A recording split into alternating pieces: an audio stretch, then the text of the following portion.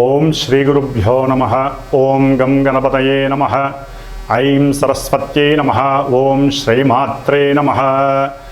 ఓం త్రయంబకం యజామహే సుగంధిం పుష్టివర్ధనం ఉర్వారుకమివ బంధనాత్ మృత్యోర్మృక్షేయమామృతాత్.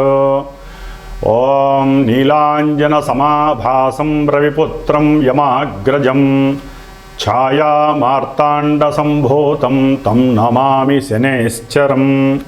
ఓం శనైశ్చరాయ నమః.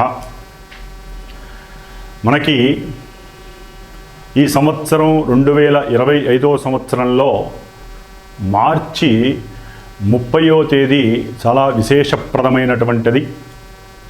ఎందుకంటే ఈ యొక్క రోజున మనకి ఉగాది కావటం, అర్ధరాత్రి మనకి 6 గ్రహాలు మీనరాశిలో సంచరిస్తూ షష్టగ్రహ కూటమి, ఆ తదుపరి పంచగ్రహ కూటమిగా మానవుల మీద, దేశం మీద, ప్రపంచం మీద ప్రకృతితో అనుసంధానం చెందినటువంటి గ్రహాల యొక్క వీక్షణలు ప్రకృతి మీద తన యొక్క ప్రకోపాలని చూపిస్తూ వైవిధ్యకరమైనటువంటి ఎన్నో రకాల ఫలితాలని మన మీద చూపెట్టబోయేటటువంటి సమయం చాలా తొందరగా ఆసనమైంది. అందులో ముఖ్యంగా మనం కర్మకి కారకుడైనటువంటి శని భగవానుడు అందులో చాలా పెద్ద హీరో పాత్ర వహిస్తున్నాడు.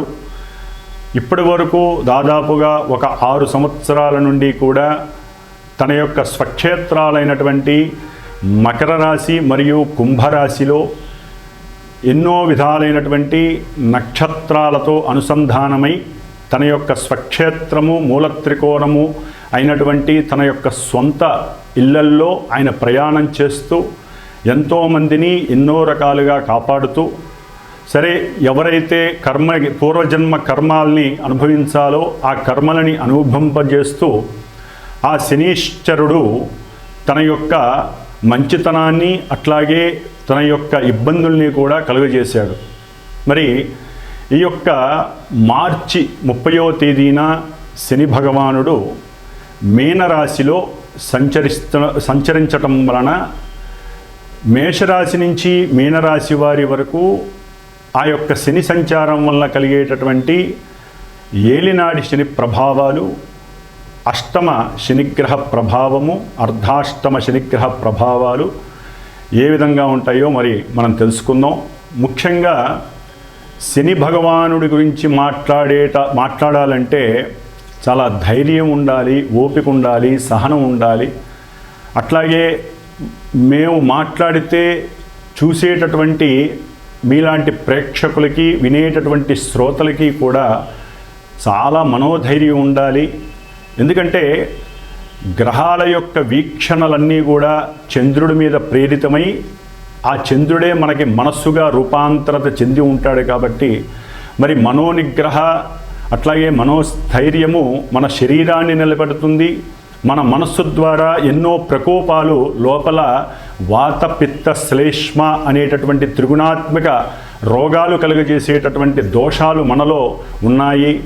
అట్లాగే మనసుతోనే కామక్రోధ లోభ మోహ మదమాత్సర్యాలనేటటువంటి అరిషడ్వర్గాలన్నీ కూడా ఆ మనసు చుట్టూ ఆవాహితమై పరిభ్రమిస్తూ ఉంటాయి. కాబట్టి మరి వాటన్నిటినీ కూడా మనసు అనేటటువంటి ఆయుధాన్ని ఉపయోగించి మనము మన యొక్క పంచేంద్రియాలని కూడా నిగ్రహించుకుంటూ మరి ఈ శని భగవానుడి వలన కలిగేటటువంటి ఇబ్బందులు, కష్టాలు, నష్టాలు తట్టుకుంటూ జీవితంలో ఎవరైనా సరే దీర్ఘాయుష్యవంతులుగా, సంపూర్ణ ఆరోగ్యవంతులుగా ఉండాలనే కోరుకుంటాం.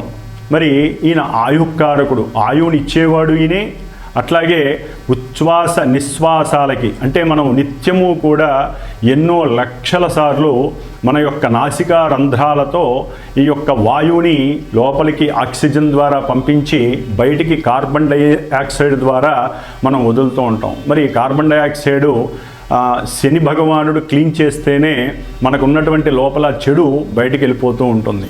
కాబట్టి ఆక్సిజన్ ఒకటే కాదు, కార్బన్ డైఆక్సైడ్ కూడా మన యొక్క ఉచ్ఛ్వాస నిశ్వాసాలు మన ప్రాణం నిలబడడంలో సరి సమానమైనటువంటి తూకం కలిగి ఉంటుంది. కాబట్టి ఆ మహానుభావుడైనటువంటి శనైశ్చరుడు కలుగజేసే ఇబ్బందుల కన్నా ఆయన మన యొక్క దేహాన్ని నిలుపుతాడు, మన యొక్క మనస్సుకి ఏకాగ్రతని, సరైనటువంటి ప్రణాళికలు ఏ సమయంలో ఏ నిర్దేశితంలో ఏ పని చేయాలి అనేటటువంటి దాన్ని ఒక క్రమశిక్షణాబద్ధంగా క్రమబద్ధంగా వాటిల్ని రూపాంతరత చేసుకుంటే, అట్లాగే ఎవరితోనైనా మాట్లాడాలన్నా మనకున్నటువంటి ద్వాదశ రాశులు ద్వాదశ భావాలుగా ఎన్నో భావాలని మన మీద ప్రభావితం చేస్తూ ఉంటాయి. ప్రతి మనిషికి చిన్న లేదు పెద్ద లేదు.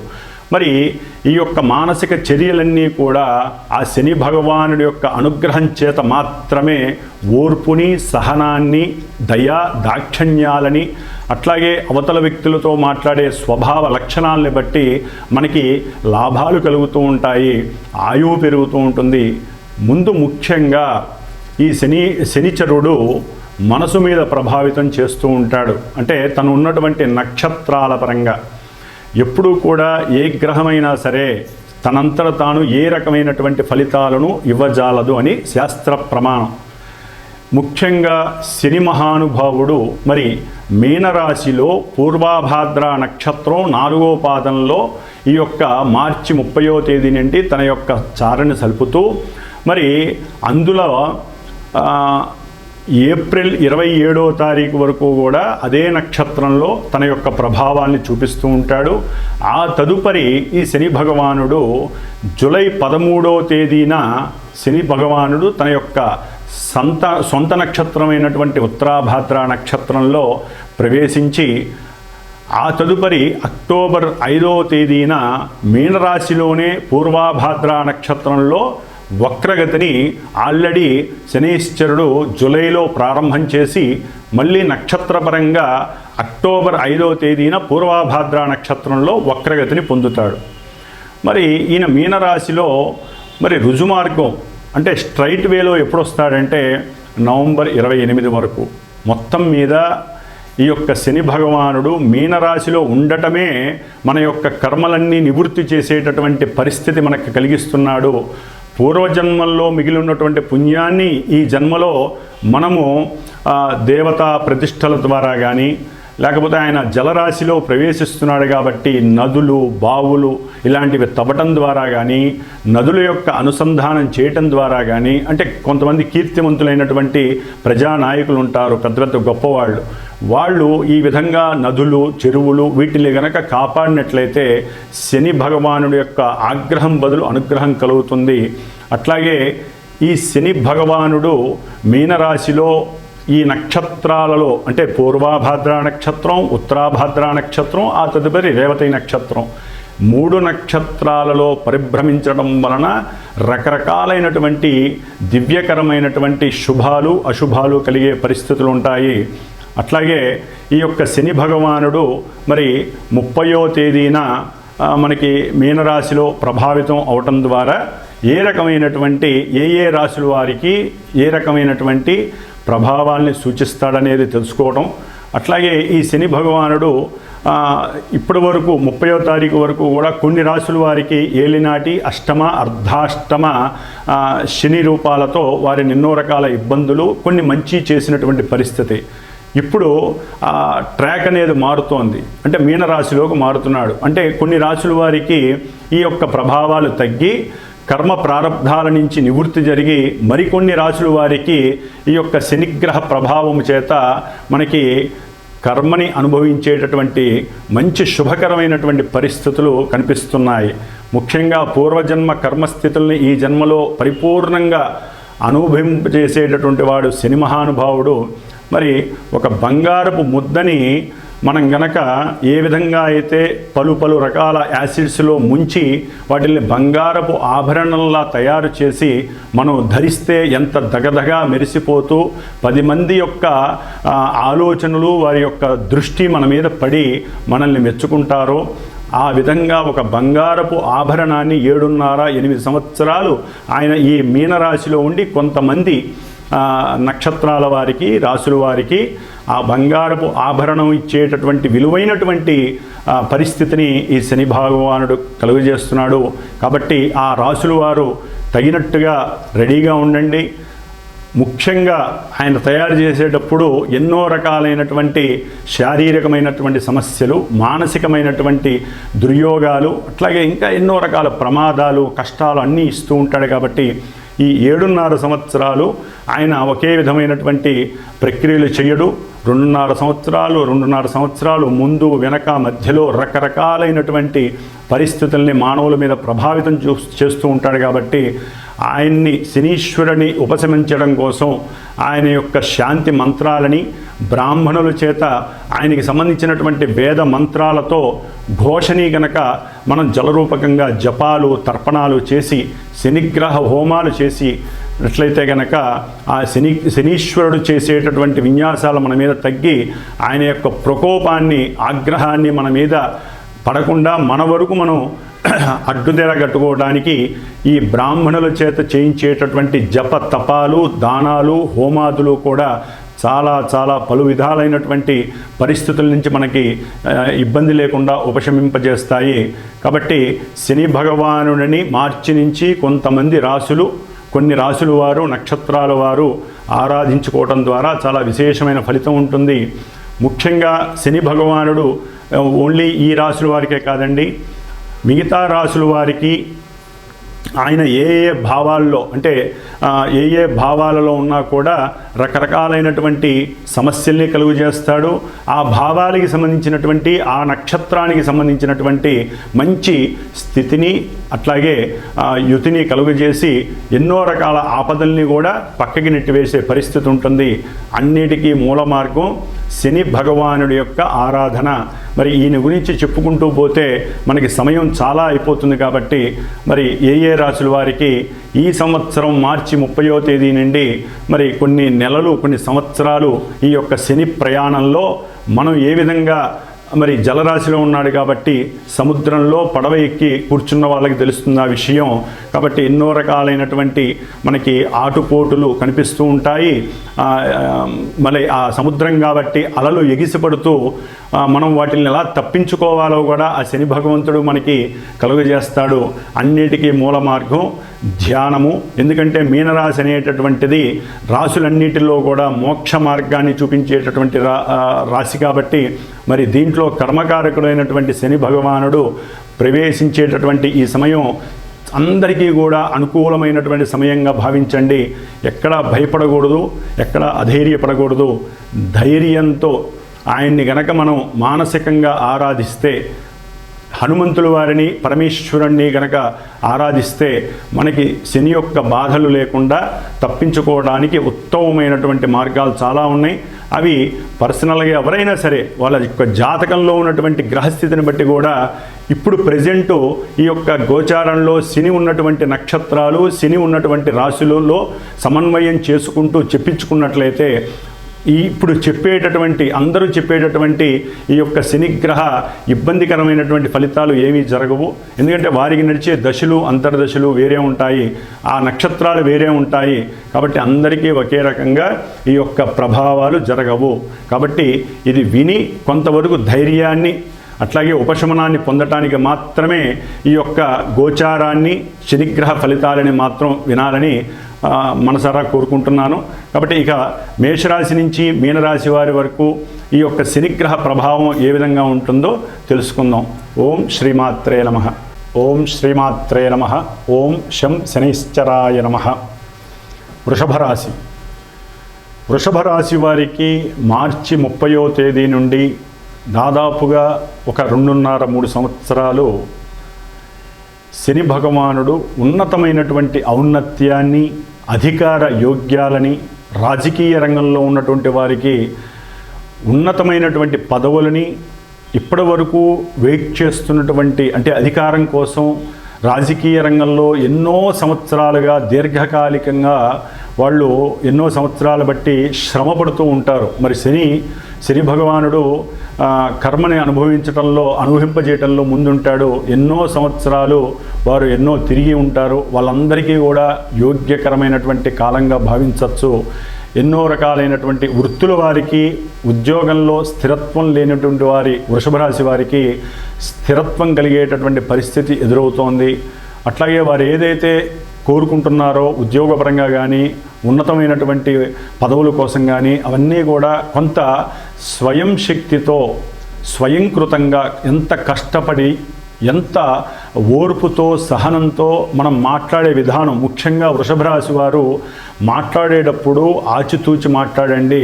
మీరు ఏది మాట్లాడితే అది అవతల వ్యక్తికి చాలా ఇంపుగా అనిపిస్తుంది, శ్రవణానందంగా అనిపిస్తుంది. ఎందుకంటే శని భగవానుడు లాభంలో ఉండి వృషభ రాశిని చూడటం అంటే వారు అంటే లోపల ఏమీ లేకుండా ఫ్రాంక్గా గనక మాట్లాడినట్లయితే ఎక్కడ కోపము, ఆవేశం, ఎందుకంటే మిగతా గ్రహాల వలన కలిగేటటువంటి కొన్ని ఇబ్బందికరమైనటువంటి ప్రలోభాలు, ప్రకోపాలకి మీరు లోను కాకుండా ఓన్లీ శని భగవానుడి యొక్క దృష్టి వృషభ రాశి వారి మీద తృతీయ దృష్టి పడుతుంది. కాబట్టి వారు గనక ఓపికగా అవతల వాళ్ళతో ఈ పని జరుగుతుంది అనేటటువంటి ముందే ప్రణాళిక ఏర్పాటు చేసుకొని సమయాన్ని అనుకూలంగా చేసుకొని కనుక వారి దగ్గరికి వెళ్ళి మాట్లాడితే వారికి మాత్రం లాభసిద్ధి కలగటంలో ఎటువంటి ఇబ్బంది లేదు వృషభ రాశి వారికి. మరి వృషభ రాశి వారికి శని భగవానుడు లాభంలో ఉండి మీనరాశిలో ఉండి 5వ స్థానమైనటువంటి కన్యను చూడటం ద్వారా వీరు కొంతమంది ప్రేమ వ్యవహారాలు, అంటే ప్రేమ అనేటటువంటి మాటలో ఉన్నటువంటి కొంతమంది వాళ్ళకి సౌఖ్యం కలగడానికి, అభీష్టం సిద్ధించడానికి అవకాశం ఉంటుంది. కాకపోతే కొంత ఆర్థికపరమైనటువంటి ఖర్చు కూడా చాలా అధికంగా ఉంటుంది. కొన్ని సమస్యలు వచ్చే పరిస్థితి కూడా ఎదురవుతుంది. ఏదేమైనప్పటికీ మానసిక ఆలోచన దీంట్లో చాలా పాటించాలి. ముఖ్యంగా అష్టమ స్థానమైనటువంటి ధనుస్సు రాశి మీద వృషభ రాశి వారికి ఈ యొక్క శని దృష్టి పడుతోంది. కాబట్టి ఎన్నో రకాలైనటువంటి ఆటంకాలు, చేసే పనుల్లో కార్య విఘ్నాలు కలగడానికి ఎక్కువ అవకాశాలు ఉంటాయి. కానీ వారు అనుకున్నటువంటి పని లాభకరంగా సిద్ధించుకోవాలని గట్టిగా, ఎందుకంటే శని భగవానుడు సంకల్ప సిద్ధిని గట్టి చేసేవాడు. ఏకాగ్రతకి మారుపేరు ఎవరంటే శని భగవానుడు. అవన్నీ ఆయనకి ఆ ఓపికతో చేసుకొని మీరు గనక ఒక అర్జునుడు బాణాన్ని ఏ విధంగా అయితే పక్షి గుడ్డు మీద పెట్టాడో మీ యొక్క ఏకాగ్రత కూడా ఆ పని మీద, చదువుకునే విద్యార్థులు అయితే దాని మీదే పెట్టాలి. అట్లాగే పనిచేసేవాళ్ళు వృత్తిలో, లేకపోతే కార్మికులు, లేకపోతే ఎన్నో శాఖల్లో ఉన్నటువంటి మంత్రులు కావచ్చు, లేకపోతే సినిమా పరిశ్రమల్లో ఉన్నటువంటి వారు కావచ్చు, న్యావీ రంగంలో ఉన్నవారు కావచ్చు, ఇట్లా ఏ రకమైనటువంటి వృత్తులు చేపట్టిన వారైనా ఎవరైనా సరే వృషభ రాశి వారు స్వయం శక్తితో, ఏకాగ్రతతో, మంచి ప్రణాళికలతో, మంచి వాక్కుని గనక ఆ శని భగవానుడి ద్వారా ప్రసాదించమని కోరుకొని వెళ్ళే ముందు ఆ శని భగవానుడిని తలుచుకొని కనుక మీరు అవతల వ్యక్తితో మాట్లాడితే కార్యసిద్ధి మీకే కలుగుతుంది. ఆకస్మికంగా ఎన్నో లాభాలు కలిగే అవకాశాలు ఉంటాయి. వృత్తి ధర్మంలో ఈ వృషభ రాశి వారికి అనుకోకుండా ప్రమోషన్లు వస్తాయి. వారు చిన్న పనే చేస్తారు, కానీ అధిక మొత్తంలో గవర్నమెంట్ అవార్డ్స్ అందుకునే పరిస్థితులు ఎదురవుతున్నాయి. కాబట్టి విద్యావంతులకి అభీష్టమైనటువంటి సిద్ధి కలుగుతుంది. ఉన్నత విద్యలకి వెళ్ళాలి అనుకున్న వాళ్ళకి ఆకస్మికంగా తండ్రి వలన సహకారం అందుతుంది. అట్లాగే ఏదైనా బ్యాంకులకు వెళ్ళి అప్పు చేద్దామన్నా సరే తొందరగా పనిచేసేటటువంటి శక్తి శని భగవానుడు మీకు ఇస్తున్నాడు. కాబట్టి ఉన్నతమైనటువంటి చదువులకు వెళ్ళే వాళ్ళు కూడా మహత్తరమైనటువంటి యోగ్యకాలంగా భావించవచ్చు. ఏది ఏమైనప్పటికీ శని భగవానుడి యొక్క దృష్టి గొప్పది, ఆయన ఉన్నటువంటి స్థానం గొప్పది. కానీ ఆయన నక్షత్రాలు మారినప్పుడల్లా కొన్ని సమస్యలు ఎదురవుతూ ఉంటాయి. వారి జాతకంలో ఉన్నటువంటి పరిస్థితుల వల్ల కూడా ఒక్కోసారి ఈ చెప్పినటువంటి లాభాలన్నీ నష్టాలుగా కూడా అయ్యే పరిస్థితులు ఉంటాయి. కాబట్టి ఏదైనా సరే మూఢనమ్మకంతో లేకపోతే ఏదో గుడ్డితనంతో వెళ్ళకూడదు. చాలా సాధకుడిలాగా పనిచేయాలి.